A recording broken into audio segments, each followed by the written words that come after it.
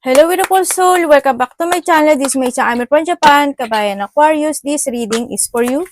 Tingnan natin ang iyong April 5 to 11, 2026. Maraming salamat muna sa mga subscriber, new subscriber, cross-watcher, at sa mga bagong pasok dyan. Welcome na welcome kayo sa bahay ni Ate Aimee. Salamat din sa nakataba ng puso niyo mga comments at sa mga nagpa-personal reading. Marami pong salamat. Kung gusto niyo talaga na energy niyo lang talaga, ang gusto niyo makuha natin, all the details is in description below. Paka-check na lang. Diyan na reading tayo, kunin mo lang ang sayo at itapon ang hindi naman talaga sayo. Maaring vice versa. Energy mo, energy ng person mo, energy ng malapit sa puso mo, nangyayari, or mangyayari pala. Use your own intuition, lawakan nyo ang iyong isipan, ano man ang gender mo, ano man ang edad mo. Wala sa baraha ang kapalaran ng tao, kayo pa rin ang makapagpapabago nito. Gawin yung guide, yung warning, hindi yung negative, warning yun para magkaroon kayo ng idea, awareness, change of action, action, decision, at mga pwedeng maiwasan. Pero kung gusto mo talaga na positive reading lang gusto mong marinig, pasensya na ha. Baka hindi mo magustuhan. Pero try to analyze ha yung reading natin kasi ito is makakatulong talaga sa inyo. I-reverse nyo hanggat maaari para magkaroon kayo ng positive outcome. Dan sa nakakarinig kayo ng positive, hindi nyo na maalam kung ano yung magiging outcome. Well, it's your choices pa rin. Tingnan pa rin natin. Aquarius. Okay. May mga sitwasyon na you want it to improve. Or may mga bagay ka na gusto mo i-progress. Kumbaga nahando yung point na may mga bagay na gusto mong matapos na. No? O may mga bagay na gustong isaayos ng iba sa inyo, pwedeng nahando sa point na yon. Pero nagkakaroon kayo na paghihintay dito, or maybe sa iba is you don't know how to proceed. If you take it action or not, or if you want to stay or you want to go. Pwedeng na, o nagkakaroon ng mga pagdadalawang isip, or nagkakaroon ng mga something, may mga bagay pa na kailangan talaga i-discover sa iba. Sa iba, this is your personal power mo na kasi ito, no? Yun.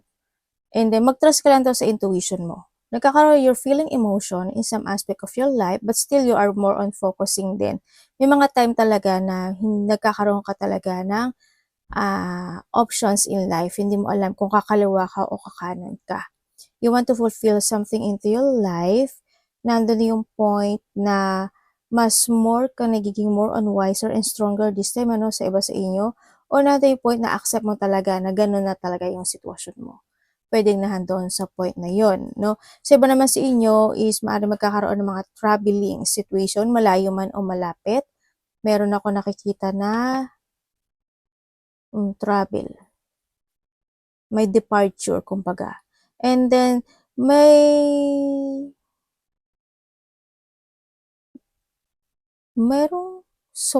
taong hihingi ng suporta, or maybe ikaw ang hihingi ng suporta.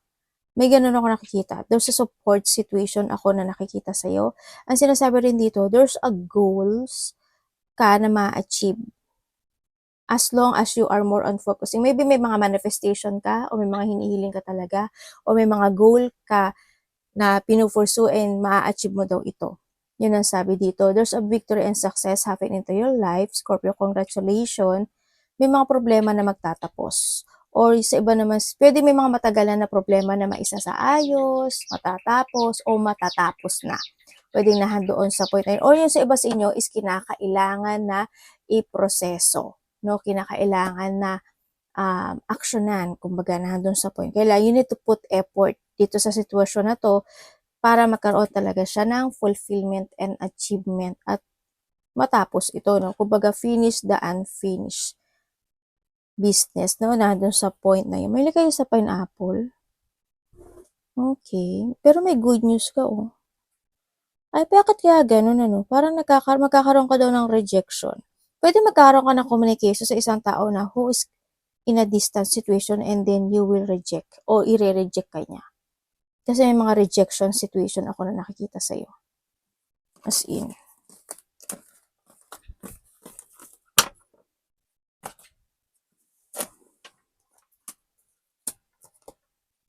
Seven, 19, 29, 34, 20, Gemini, Sagittarius, Libra, Capricorn, and Scorpio.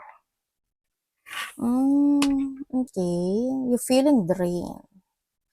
Oo nga 'no, may delay ka pala.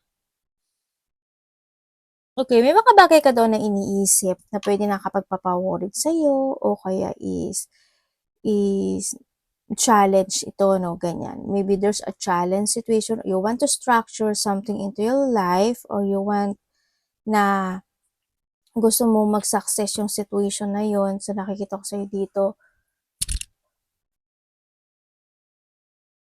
Pero i-progress mo 'to sa nakikita ko sa'yo. Nagta-tarot reader kayo? Iba dito maybe you are a tarot reader or maybe nagkaroon na kayo ng meron kang connection with a tarot reader and then nagkaroon ng distance. Puwedeng nandun sa point na yun. Iba dito is there's a tarot reader situation kasi 'no, o maybe dito sa situation mo is may tao na nagpapataro sa'yo or ikaw ito. There's sa papers and documents ako na nakikita sa iyo, maaring mga aasikasuhin, but you need to be very careful lang din sa mga papers and documents, no? Kasi baka maloko ka. Basahin yung maigi, no? Yan, baka malinglang ka, madaya ka, ganyan. O kaya may mga dapat ka na asikasuhin when it comes to papers and documents at maging smart ka doon, ano? Sa nakita ko dito, needed. And then also sa iba naman sa inyo, baka may nag-aano sa'yo. May kaaway ka ba, Aquarius? May nag, nag, nagpe-pray sa'yo. May nagpe-pray sa'yo. Either pinapagawa niya ito or siya mismo gumagawa.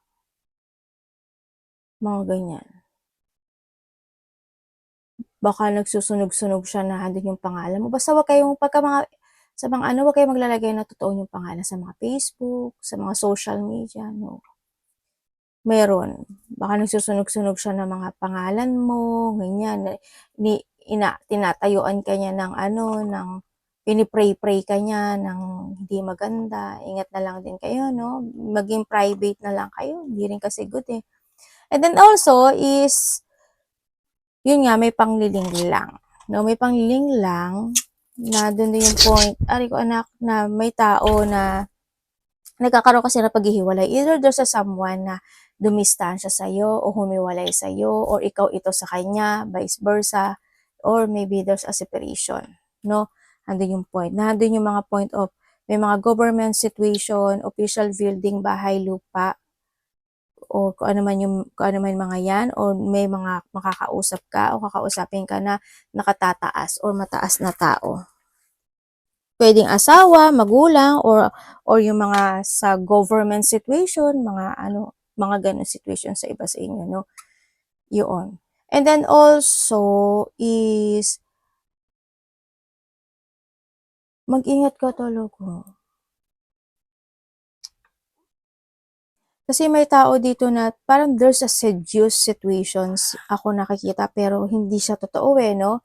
Ingat ka na lang talaga sa mga nakakausap mo, medyo hindi rin kasi maganda. Yun, ang nakikita ko dito. There's a gain of wealth ako na nakikita sa iyo as long as you are pursuing the situation. Ibig sabihin, kung if you desire yung sitwasyon na yun, is kailangan mo daw panindigan at kailangan mo daw mag-action kasi magkakaroon ng gain ng wealth sa iyo or may mga abundance na parating sa iyo, no? Kasi may blockage ka, pero kung kakawala ka dun sa blockage na yun, mas magiging maganda yung flow niya, kumbaga. Andun yung point na yun. Yung iba sa inyo is may mga pag-uusapan related to trabaho, business, finances, or something negosyo sa iba. And marami rin kasi akong taong nakikita dito. Pwede mga pinag-uusapan ka or maybe you are in a networking, in a public situation, ganyan. Mga public na trabaho, mga ganyan. O kaya is there's a group of person na pwedeng nandun yung point na pinag-uusapan ka o nililing lang ka o dinadaya ka, nagpapanggap, may pagpapanggap kasi ako na nakikita dito. Yan, may mga tao na hindi magaganda rin yung sasabihin sa'yo, kaya ingat ka na lang, wag ka masyadong maging friendly. Sabay ganyan. Binoldyo kayo. Hindi mo naman, anak, baba ka. Yung anak ko, dito. ka masyado maging friendly, hindi naman sila friendly sa iyo. Iba sa inyo, maybe you're a YouTuber, TikTok, Reels, Facebook, or networking, or kung naman social media na meron ka, or maybe na sa maraming tao na trabaho, no? Pwedeng nandun sa point na yon, or na government situation. May loneliness, may tao mataas ang ego talaga. Tingnan natin energy mo. Nagkakaroon ka ng questioning, quarrent sa isang babae. Pwedeng connected to sa mga tao na sinabi ko kanina, mataas ang ego, mga cheater, mga mangiling lang, mandaraya, mga ahas. May fish ba kayo? Baka makita ka ng ahas o kung sino man yung mga ahas sa buhay mo. Ingat ka na lang sa tukso, energy mo.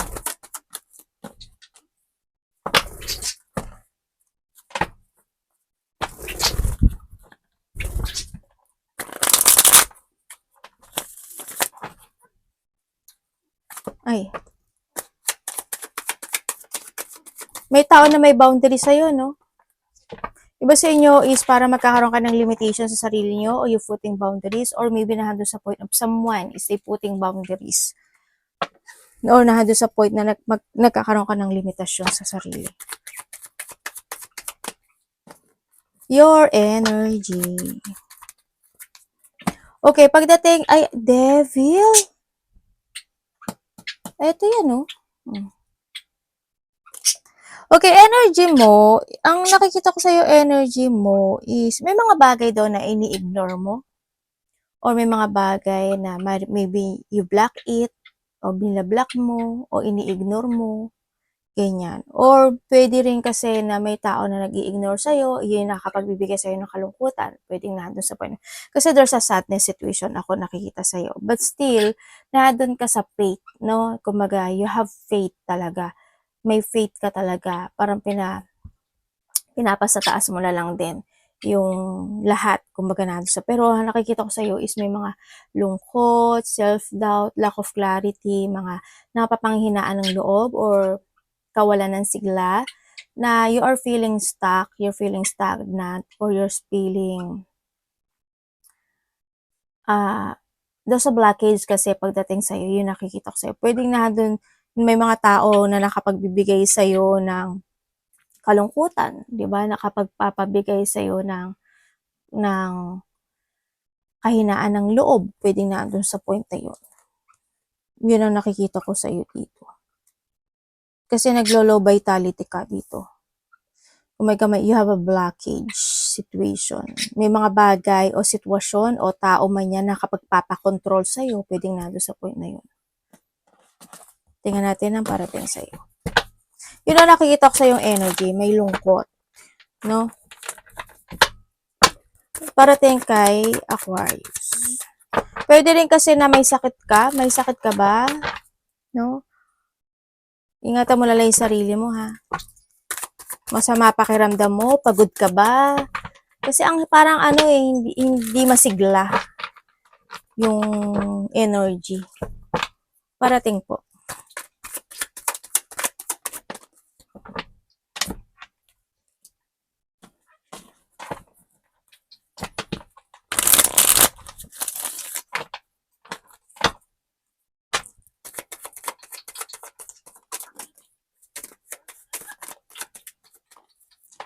Okay, parating sa iyo. Uy! May ano ka. Oh, kalma. Sabi ka parating sa iyo.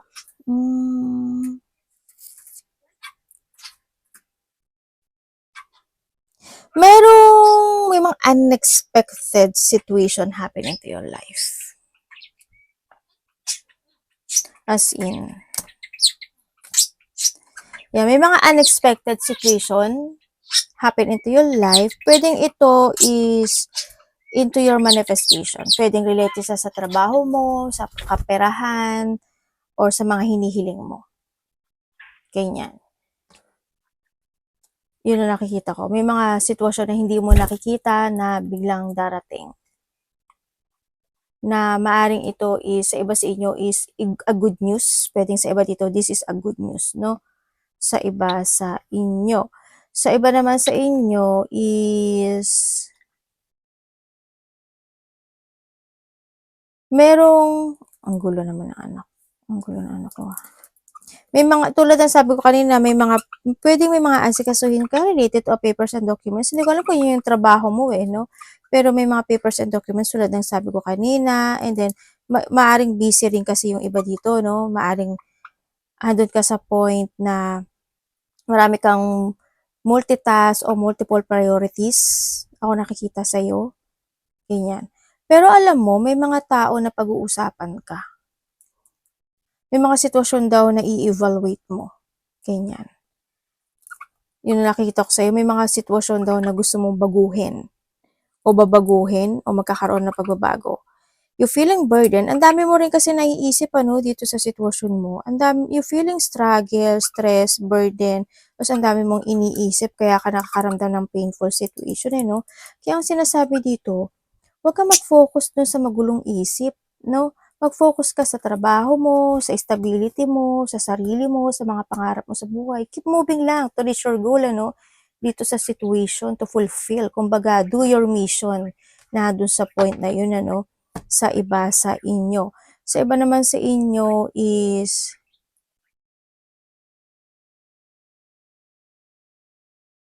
merong kakausap sa'yo? Or may kakausapin ka? Or makaka-receive ka sa isang tao na mataas sa'yo? Communication, letters, parang ganun Yun, merong ganun ako nakikita sa'yo. And then also, pwedeng iba sa inyo is nag-exercise ba kayo? Pwede na hanggang sa point na baka magtiting ka na, mag-focus ka na sa sarili mo, mag-focus ka na sa mga bagay na gusto mo, ganyan. Na doon yung point of baka mag-exercise ka na, ganyan. Sa iba naman sa inyo is may apology kasi ako nakikita dito. Yan. Someone, or maybe this is you, parang there's an apology situation ako na nakikita sa iyo. May ganun. Either may parating or ikaw ito. Someone's blocking, or ignoring. Anak, baba ka muna.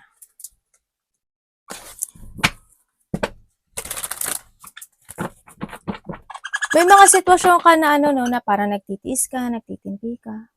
No? Parang nandun sa point na yun. Parating, dapat iwasan. Ano ba itong mga anak ko? Excuse me, mga bolenggetong. Onesang! Aso ko dami dayo. Onecang. Balugang to.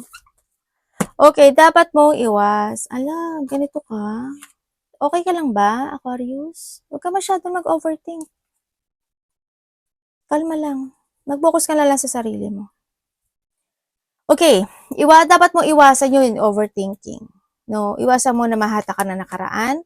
Iwasan mo kung hindi ka gano'n nakakatulog o kulang ka sa tulog, bumawi ka na lang by the next. Baka isa rin yun sa nakakapagpapalo energy sa'yo. Iwasan mo na mapanghinaan ka ng loob. Basta keep fighting lang. Any situation happening to your life, bangon lang ng bangon. Ganun ka naman, di ba? Malakas ka naman tao. Basta okay naman magpahinga, huwag ka lang magsusuko, no? And iwasan mo rin out of balance ka o ma-imbalance ka, ganyan. Iwasan mo yung mga tao na hindi kayo magiging same page. Iwasan mo yung mga taong gagamitin ka lang nila or ikaw ito, iwasan mo, ganyan.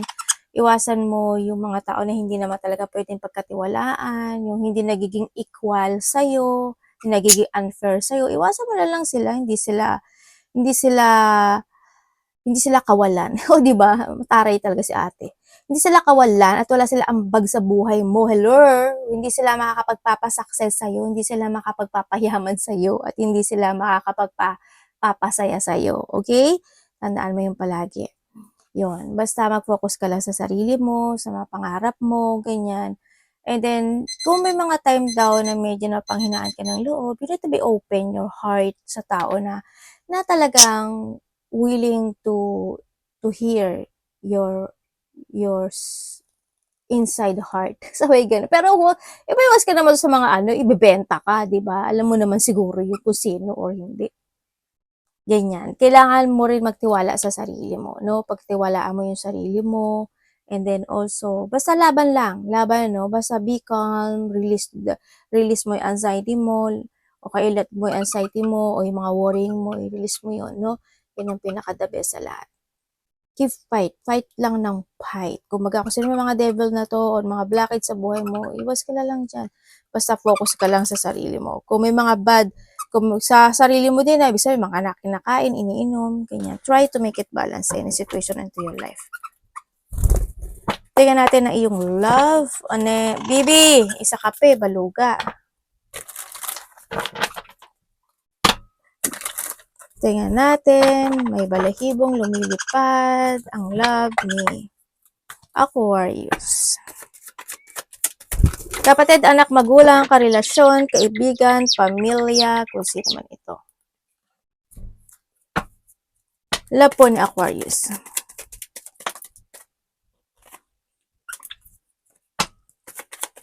Nesang. Dito. Baba. Ikaw din.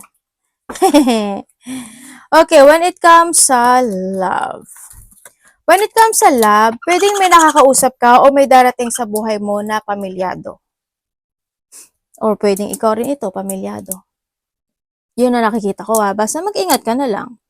Kasi itong tao na to, mapasok ka sa third party relationship ingat kayo. Huwag maging impulsive or huwag pabigla-bigla. Okay, kung kayo naman is nagkahiwalay, yes, nagkaroon na ng paghihiwalay kasi hindi talaga nag-workout no, na medyo maiksi yung pasensya ng isa. No, sa inyo. Handun yung point of nagkaroon na rin ng mga doubt no when coming disconnection na dumating yung point na pakiramdam mo hindi ka kasi naging sapat sa kanya. Alam mo yun, o maybe ikaw ito sa kanya, no? Nandun sa point na iyon, nagkaroon ng attraction sa ibang tao, nagkaroon ng third party, at minahal niya ba ako? Well, hinahalagahan ka naman niya, pero kasi dumating yung point of doubting no? Yung sa point na yun. Yun na nakita ko dito sa kanya. Pero ikaw, minahal at pinahalagan mo siguro siya. Yun. Pero still, isa sa inyo kasi still reminiscing the past situation, nandun sa point na yun. You give your all support when it comes in this connection or siya ito sa'yo. Yun. Pero nakita ko dito, magkakaroon uli kayo ng connection. May connection muli Ako nakikita dito Pwede naghihintay siya o ikaw naghihintay. Pero magkakaroon daw ng connection. Still kasi reminiscing niya yung the past situation. Karoon na talaga ng frustration dito, no? Okay, kung kayo naman may third party relationship at alam ko na alam naman niya yan. Alam nyo na yan. No? Dito. Yes, maaring ito is may third party nga. Umiiksi yung pasensya niyan. Umiiksi yung pasensya mo o umiiksi yung pasensya niya sa'yo. Yun na nakakita ko dito. Ano to? May pamilya na rin to? Either ito is may karelasyon, may pamilya na rin. Yung sinamahan niya. Sa iba sa inyo. Or vice versa. Yun. Kung sasabihin mo mahal ka niya, hindi ka niya mahal dito. Ito na lumabas Hindi ka niya mahal. Isa sa inyo nag-iisip na ng parang nag-iisip na lang siya ng ano dapat niyang gawin, ganyan. Ganito ba, ganun ba? Nagkakaroon ng urong-sulong na situation, ganun. Yun na nakikita ko. May buntis ba? May buntis no? Ako nakikita. Hindi ko alam kung sino yung buntis. But may mabubuntis o buntis o manganganak. Okay, yun na nakita ko. But it's your choice, no? Nasa iyo naman to. Ikaw magdidesisyon ito.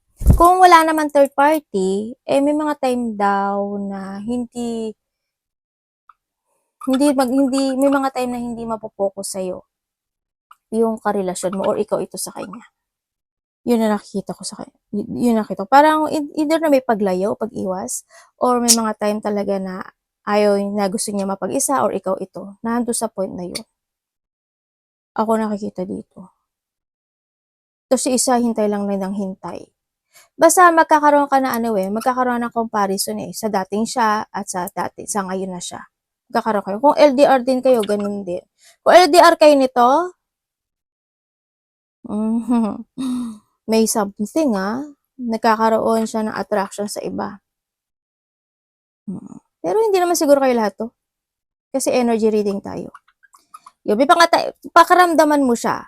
Kasi may mga time na may mga pag-iwas Makikita mo naman siguro yung red flag.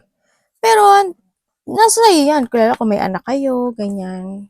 Kung wala naman third party, wag ka lang mangamba. Pero makiramdam ka. Pero may mga time daw na magiging maiksi yung pasensya ng isa sa inyo. Kasi may mga pagdadaanan kayong frustration. Pwedeng sa part niya o sa part mo or sa relasyon na to, may mga frustration ako na nakikita sa iyo. Money. Kumbaga, nandun din yung mga delay situation. Money po ni Aquarius. Pero kung single ka, syempre, edi single ka. Mas focus ka sa family mo kasi nandito rin yung family sa mga single. Your money. Baby! Baby, ba't gusto mo ba yung calendar na yan? Okay, when it comes sa yung... ano siya, no? Anak, wag yung calendar.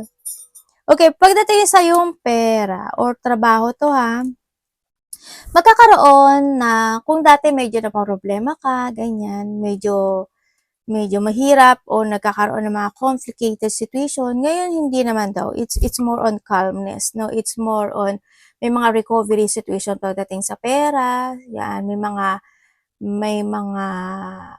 kumbaga you're getting over the worst ng pera mo, no? Malalakpasan mo yung hirap. Pwede rin kasi na, marirelease mo kasi yung pain. Pwede rin kasi na may mga magbabayad na ng utang, ganyan. O kaya may mga parating na wish or mga success, ganyan. Satisfy naman yung nakikita ko sa'yo. Kumbaga magkakaroon ng pagtatapos in some aspect of your life, no, pagdating sa iyong situation. Pero ang nakikita ko dito, maaaring may makikipag-usap sa'yo or ikaw makikipag-usap sa kanya na mahihilingin itong tao na to. Or ikaw may bibigay ka sa kanya. May paghiling. Yan. Yun ang nakikita ko Or maybe you're waiting. Ganyan. Pero magkakaroon ka ng recovery dito. May tao nga na makikipag usap sa iyo related sa pera. Sana magbayad siya ng utang, hindi yung hingi ng hingi, 'di ba? Or hindi ka bigay ng bigay. Pero merong ganun daw. Kasi 9 lang kasi 'to 9 of cups lang. Ganun. Pero at least okay pa rin, 'di ba? Magiging pa rin naman. Magkakaroon pa rin naman ng healing pagdating sa Baka may mga pagkakagastusan lang din kayo, no? Related to a traveling. Ganyan. Or related sa mga vehicles, ganyan. If you have, mga ganun. Baka may mga isasaayos kayo. Baka doon. Arigato naman si God bless.